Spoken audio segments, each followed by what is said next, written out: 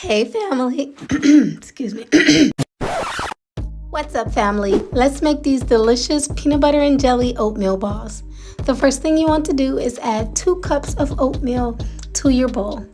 Next, add 1/4 cup of ground flaxseed as well as 1/4 cup of hemp hearts. Next, I added half a tablespoon of cinnamon, and then I put 2 cups of peanut butter in the microwave just to get it loosened, and then I added that to the bowl. The beauty of this dish is that you can add whatever you like on the inside. Here you see me adding a cup of raisins as well as a cup of walnuts. Then I just added a little drizzle of agave. Give your mixture a really good stir. You want to make sure that everything is well combined. Scoop out some of this mixture and put it in the palm of your hand so that way you can roll it into a ball.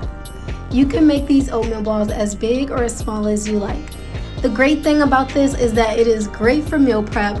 This will last me and Manny for a few days. After you've rolled them into balls, you want to put them in a container with a lid and refrigerate them overnight.